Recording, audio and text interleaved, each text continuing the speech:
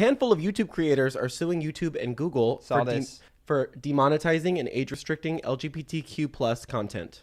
LGBTQ plus. Yeah, so I saw this only via H3, so I only saw their commentary. Well, sorry. So can I get some clarifying stuff? Why are they suing them? They're suing because they say that anytime you have any LGBTQ things like lesbian, gay, bisexual, transgender in the title, thumbnail, or metadata period, the video automatically gets flagged and demonetized and age restricted. And these are, some of these videos are sort of educational and they're not like sexual or crude. And what is YouTube's response to the lawsuit? So they have this lawsuit. A spokesperson said no comment. So there's no comment. But in the past, they have responded to similar claims by saying that's not true, that they don't automatically flag LGBT content, and that it's just sort of, sorry. No, it's okay. That's helpful. So they say it's not the case. Well, so, and this is interesting because this is a higher order question of what is YouTube's role and what do the advertisers want / have to do. And then, of course, because there was months ago, we talked about Steven Crowder, right? Who was saying, mean things about this reporter, right? And that he was gay, using the word queer to describe him in a way that was not nice to him. And there was a big push to get this demonetized. So now it's, okay, do you want us to be the arbiter over what is educational and what is mean? Because guess what? If you go to Kentucky and you ask people, hey, is this video educational? They go, no, this is sinning. This is So what is YouTube's role? Apparently not young people. Small caveat. Apparently when you go to like age 20 and under, the idea that gay is bad has kind of been phased out. Even in the red states, has gone away. Yeah. So in any event, we have what is YouTube's role, I think, is the question. And then you want to just kick it back and you go, okay, I don't know. Did they need to create this platform and this idea that is things? The other thing that was... Well, it is actually interesting because, so let's say, what is the gay population? 12% of the population? I don't... 10-ish, 8 to 12, I don't know. Okay, so, and then let's say that there's another 30% of the population that is not gay, but they're upset when you use the word queer, right? So 42% of the population thinks that Steven Crowder's stuff shouldn't be monetized. So YouTube demonetizes them. But they did demonetize, didn't stop his videos? Is that didn't what they take did? him down, did demonetize him, right? Cool, we're all happy with that. But then let's say that these people have 42% of the population that doesn't like their videos, so they get demonetized. But now that's upsetting to them.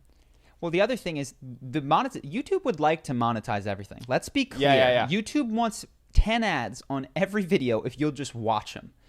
The issue is that people get on Twitter and scream at the advertisers to say, you got to pull your money out of YouTube unless YouTube does something. So YouTube really does not. They would love to have ads on all of your videos. Yeah. There's a system of pressure that's on them. 3 dudes kissing, ads. Dropping the F-bomb all the time, ads. They would love that. Yeah. But there's all of this pressure coming from consumers pushing on advertisers. Sometimes I think the advertisers just go, this is a great opportunity to drive down ad rates. Like, let's just pull money out. Oh, well, that's the thing is it's the adpocalypse is very convenient for advertisers. Yeah. So they're very happy. What if we had to pay 1/10? They're very happy to run with the scandal and go, everyone pull your ads. Oh my gosh. Rates have fallen. Said a bad word. We must go. Yeah, so I think certainly to ascribe malice to YouTube doesn't even make sense for them economically. Now, the other thing, the criticism that I heard, which fortunately we're not deep into because we are so PC, family friendly, but a lot of YouTubers being like, welcome to the club. Like, all of my stuff is demonetized. I do the most random, non-edgy thing and it gets demonetized. So talking about sex in any capacity or like things that are implied in that, it's going to get demonetized. 2 people kissing, I wouldn't have a guy and a girl making out. Why would you expect 2 guys to not get demonetized? So that was the feedback that I saw on it. I don't really have a strong opinion.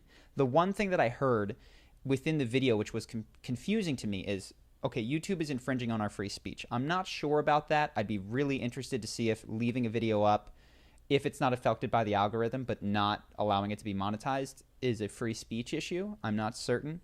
But in general, you're pretty aggressively pro-free speech. I'm pretty pro-free speech. Yeah. I don't take stuff down is generally my... Yeah, you're saying if you want to talk about the orgy you had, you want to talk about how hard it is to come out, you want to talk about how much you hate Charlie Hooper, you want to talk about whatever. Like, as long as people aren't making up lies, you're totally cool with free speech. Yes, I would say the what are the edges of that? Inciting violence, slander, libel. You know, those would be the things that I would. Yeah, don't lie. Don't encourage hurting people. Uh-huh. I think that's a big one. But beyond that, I heard that there was a portion of the case, which I think I saw in the video, which was one of the guys saying, they're not protecting us. It doesn't feel like a safe space. I don't feel safe here, which to me is like, whoa, whoa, whoa, whoa. You get to choose one of these.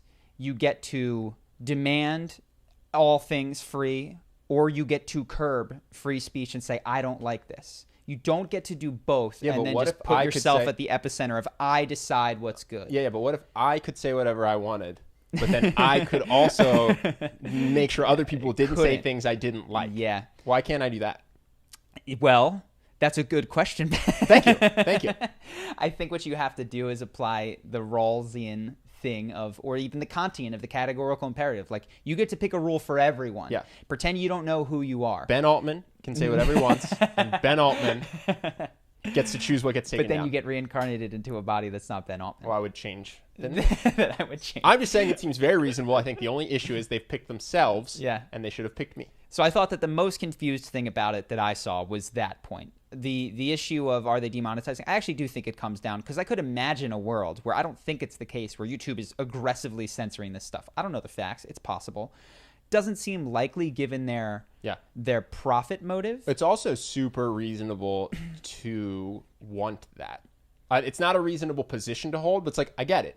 Mm-hmm. You want all your videos monetized. Me too. You want to say whatever you want, and anything that's said that's mean to you, about you, you want to get taken down. Like, that is, I mean, jokes aside, like, that's exactly how I'm sure I and everyone else feels. Yes. So I totally get where you're coming from. The question is, what is YouTube's role when two people who both hold that feeling have disagreeing viewpoints? Yeah. Because, like, and they both say the other person's wrong vehemently. Yeah. And so YouTube's in this weird spot because they're just a corporation. You know what I mean? They're just a profit generating machine. I'm so not jealous of YouTube. This made me realize, because they get it. These guys think that YouTube is pushing towards a fascist agenda. And if you go to the other side, they think that YouTube is the most leftist, trying to drive into a dystopian community where no one can say or think anything. Yeah.